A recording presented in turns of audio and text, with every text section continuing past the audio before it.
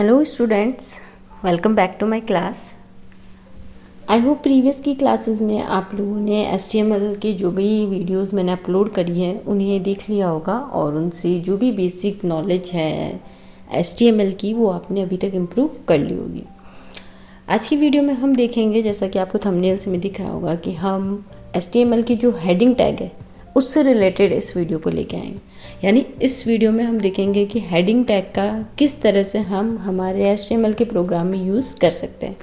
तो पहले हम इसकी थ्योरी देखेंगे, फिर इसी का हम प्रैक्टिकल करके भी देख लेंगे। सबसे पहले देखते हैं HTML हेडिंग टैग क्या है।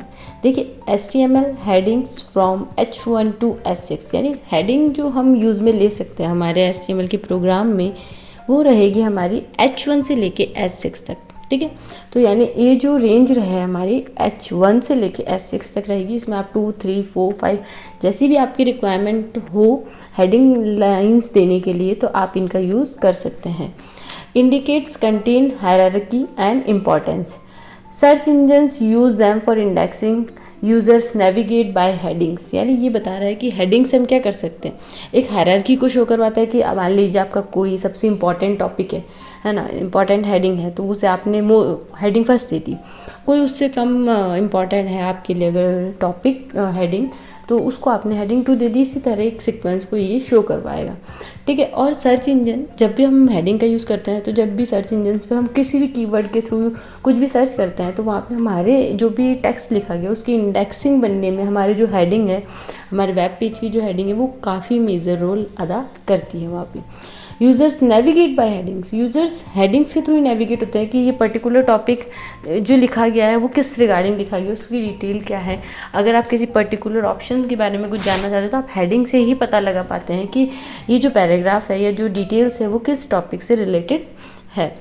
हम देखते हैं employ H1 for main titles, H2 for subsections and progressively lower levels for less important content to maintain structure and readability। यहाँ पे बता रहा है कि जो H1 रहेगा वो आपका सबसे मेन टाइटल भी लिया जाएगा। यानी वही जो मैंने भी आपको बताया कि अगर आप सबसे मोस्ट यूज़फुल आपकी हेडिंग क्रिएट करना चाहते हो तो आप H1 टैग का यूज़ करेंगे। फिर अगर आपको उसका सबसेक्शन बनाना है, कोई भी सबसेक्शन बनाना है, तो आप H2 का यूज़ कर सकते हैं। इसी तरह जो रिमेनिंग है उनका भी आप सबसेक्शन के लिए या लेस इंपॉर्टेंट के लिए आप हेडिंग क्रिएट करने के लिए आप रिमेनिंग के जो हेडिंग टैग्स हैं उनका यूज़ कर सकते हैं। HTML provides 6 levels of headings elements ranging from H1 highest level to H6 lowest level. HTML हमें 6 जो लेवल हैं उन्हें प्रोवाइड करवाते हैं। 6 लेवल होते हैं हमारे इसको HTML में हेडिंग्स को डिफाइन करने के लिए, जिसमें जो हमारे सबसे टॉप लेवल की होती है वो H1 होती है, हाईएस्ट लेवल कहते हैं जिसे, और H6 होती है हमारी जो लोवेस्ट लेवल होती है, सबसे लोअर जो होती है वो हमारी H6 होती है। इसमें ज़्यादा बोल्ड नहीं आता, जबकि H1 में हमारा थोड़ा बोल्ड आता है हमारा टेक्स्ट। देखिए यहाँ पे आपको एग्जांपल में शो करवा रहा है। अभी हमने बताया कि इसकी जो रेंज रहती है वो H1 से लेके H6 तक रहती है। H1 में आपको इस तरह से आपका हेडिंग लाइन शो होगी, H2 में उससे थोड़ी हाइट एंड विड्थ जो आपका प्रीवियस वाला उससे कम रहती है। इसी तरह ये हाइट एंड बोल्डनेस है वो कम होती जाती है हमारी हेडिंग 6 में। तो अगर हमें कोई भी टेक्स्ट बहुत ज़्यादा हेडिंग के फॉर्मेट में दिखाना है तो हम H1 टैग का यूज़ कर सकते हैं। हमें ये याद रखने की बात है कि जो रेंज रहती है हमारी हेडिंग की वो H1 से लेके H6 तक रहती है। H यहाँ पे रिप्रेजेंट करवा रहा है हमारे हेडिंग टैग को। कुछ और हम इसके बारे में डिटेल देख लेते हैं। Purpose and uses of heading tags. Heading tag का यूज़ पर्पस क्या है, इसको हम क्यों यूज़ में लेते हैं, इसकी हम थोड़ी सी डिटेल देख लेते हैं। H1 मेन हेडिंग, जिसे हम लार्जेस्ट कहते हैं, represent the primary topic of the page. अगर हमें हमारे वेब पेज का कोई प्राइमरी टॉपिक हमें रिप्रेजेंट करवाना है तो हम H1 टैग का यूज़ लेते हैं। इसलिए हमने क्या लिया, हेडिंग टैग के H1 टैग का यूज़ लिया है। H2 sub headings, ideal for dividing content into section. अगर आप कोई मेन हेडिंग के कोई सब सेक्शन बनाना चाहते हैं तो उसके लिए हम H2 टैग का यूज़ में लेते हैं। If further sub sections exist employ H3 elements. और अगर आपको उससे भी ज़्यादा इसके सब सेक्शंस क्रिएट करने तो हम H3 सेक्शन पे जा सकते हैं या उसका यूज़ कर सकते हैं। H3 to H6 smaller headings.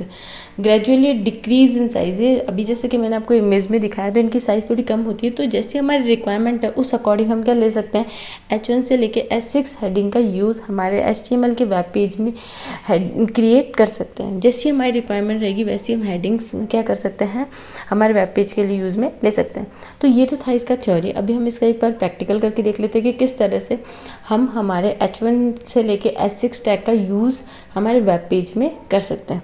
तो चलिए स्विच करते हैं हमारे वेब पेज के प्रोग्राम पे। तो इसके लिए देखिए हमने हमारा HTML का वही प्रोग्राम ओपन करा है जो अभी हमने प्रीवियस की वीडियो में क्रिएट करा था।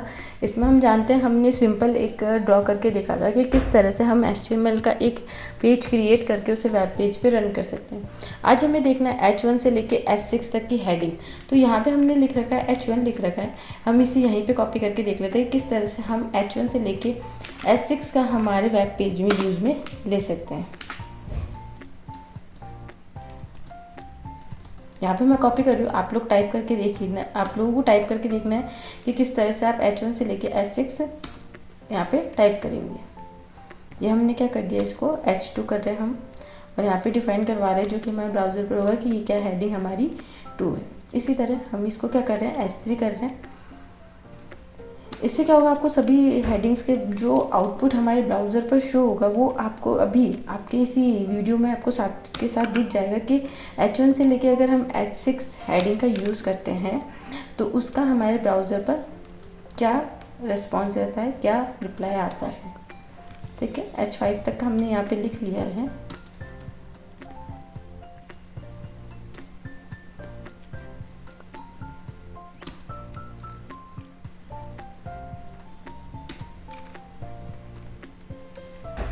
बहुत इजी वे में जहाँ भी हमें रिक्वायरमेंट है हम इसका यूज़ कर सकते हैं हेडिंग्स का।